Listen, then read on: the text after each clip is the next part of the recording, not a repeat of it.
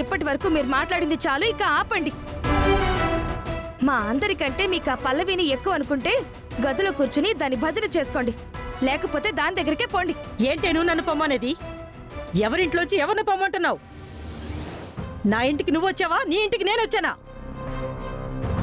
నువ్వీ మాట అన్నప్పుడు నా మనవరాలే గనక ఇంట్లో ఉండుంటే ఈ పాటికి నీ చెంప పగలుండేది. దాని ఊసెత్తద్దన్నానా? ఏంటి వాయిస్ వేస్తుంది?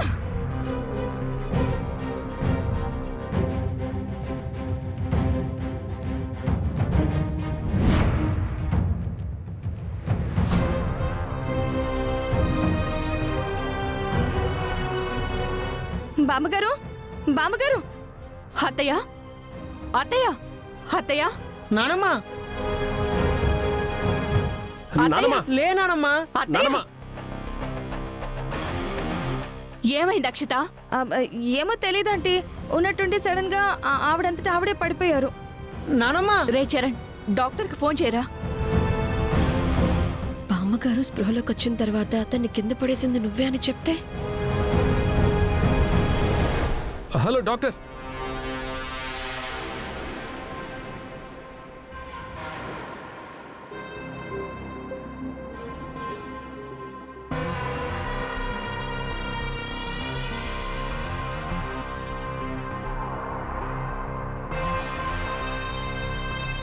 డాక్టర్, మా నానమ్మకేం పర్లేదు కదా? నథింగ్ టు వర్రీ అండి.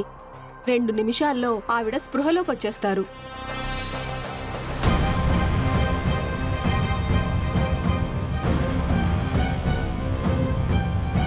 నేను వస్తానండి.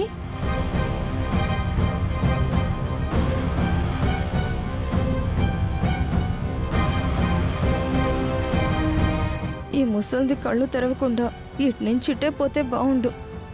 కళ్ళు తెరిచిందంటే నా వీపు విమానం మోత మోగించేస్తారు వీళ్ళందరూ.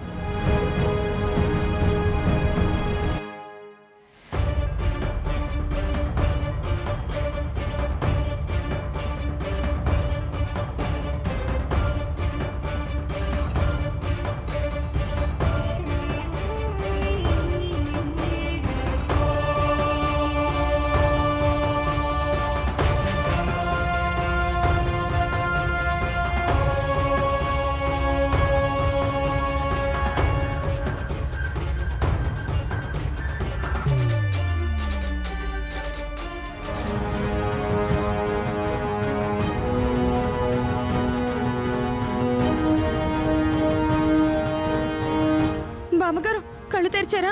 మీకేం కాలేదు కదా? ఎందుకండి ఇంత పెద్ద వయసు వచ్చాక ఒక చోట స్థిమితంగా కూర్చోవచ్చు కదా? మీకేమైనా కావాలంటే మాతో చెప్పొచ్చు కదా, మేం చేస్తాం కదా. ఎందుకలా అటు ఇటు తిరిగిపోయి అలా పడిపోయారు? సమయానికి మీ పక్కన మేమున్నాం, అప్పటికే కాపాడాలని చూసాం, కానీ టక్కున నేల మీద పడిపోయారు. అది కూడా మేము లేకుండా ఉంటే, ఇంట్లో కూడా ఎవరు లేకుండా ఉండుంటే ఎంత ప్రమాదం జరిగిపోయేది.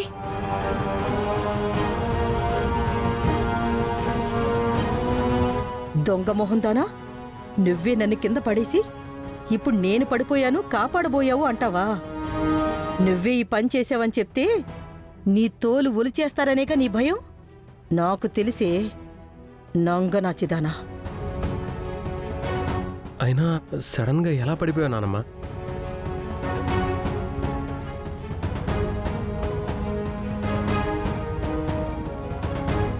ఎలా పడిపోయారంటే అక్షిత వైపు చూస్తారేంటి అత్తయ్య? ఏంటి నానమ్మ, కొంపదీసి ఇదిగాని పడేసిందా? ఏం మాట్లాడుతున్నావు చంటి? నేను పడేయడం ఏంటి? ఏం బామ్మగారు? అలా ఏం లేదులేరా, నాకే మనసంతా దిగులుగా ఉండి ఏదో ఆలోచిస్తూ అలా తూలి కింద పడిపోయాను.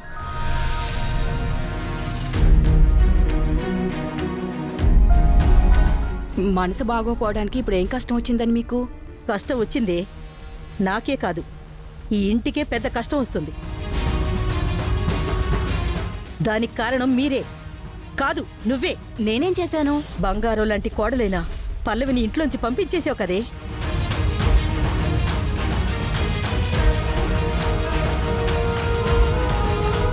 వదిన మీద దిగులతోనే నానమ్మ రోజు రోజుకి నీరస పడిపోతుంది మమ్మీ. ఒరే చరణ్, నేనంటే నీకు ఇష్టమే కదా? అలా అంటావేంటి నానమ్మ? చిన్నప్పటి నుంచి నన్ను పెంచిందే నువ్వు. నేను మమ్మీ దగ్గర కంటే నీ దగ్గరే ఎక్కువ పెరిగాను కదా. అయితే నేను ఒకటి అడుగుతాను, నువ్వు చెయ్యాలి. ఏంటో చెప్పు నానమ్మ. పల్లవి చాలా మంచిదిరా.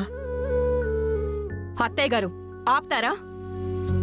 అసలు దాన్ని ఊసే ఇంట్లో వినిపించడానికి వీల్లేదంటే మళ్ళీ అది మంచిదని చెప్పి నా కొడుకుతోనే చెప్తారేంటి? అది నా ముందు. నిజాన్ని ఎవరి ముందైనా ఎంతమందితో అయినా చెప్పొచ్చు. పల్లవి మీకు మంచిదానిలా కనిపించొచ్చు, కానీ మాకలా కనిపించట్లేదు. దానివల్ల మాకు జరిగిన మంచి కంటే చెడే ఎక్కువ. అయినా అది ఇంట్లోంచి వెళ్ళిపోయింది. ఇంక దాని మాట ఇంట్లో రానివ్వద్దు. ఏంటి అరుస్తున్నావు? అయినా నేనే నీతో మాట్లాడలేదు, నా మనవడితో మాట్లాడుతున్నాను. నువ్వు నోరు మూసుకో. ఓరే నాన్న, నాకు పల్లవిని చూడాలనుందిరా. ఈ ముసల్దేంటి సెంటిమెంట్తో చరణ్ మనసు మార్చేసేలాగా ఉందే. మాట్లాడువేంట్రా? నేనింకా ఎంతకాలం బతుకుతానో నాకు తెలీదు. ఆఖరి రోజుల్లో నేను కోరుకున్న ఆనందాన్ని నాకివ్వరా? పల్లవికి దూరంగా ఉండడం నా వల్ల కావట్లేదురా.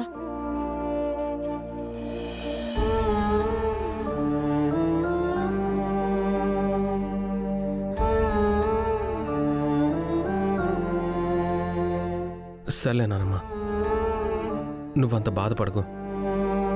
నువ్వు హ్యాపీగా ఉండడమే నాకు కావాలి.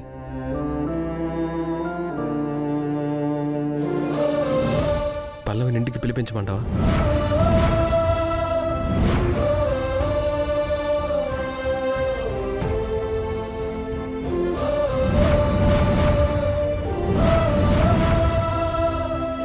అన్నయ్య, ఇప్పుడు నువ్వేమన్నావు? అదేరా, నానమ్మ కోసం పల్లవిని ఇంటికి పిలిపించమంటారా అని. ఏం మాట్లాడుతున్నావురా? దాన్ని మళ్ళీ ఇంటికి తీసుకొస్తావా? ఒక్క నిమిషం ఆగు మమ్మీ. నానమ్మ బాధపడుతుంది కదా. ఒక విధంగా నీకంటే నాకు నానమ్మే ఎక్కువ.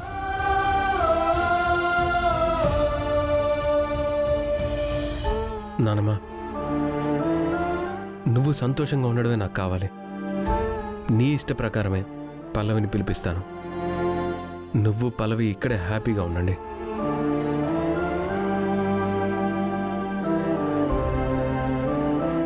నేను మమ్మీ వెళ్ళిపోతాం.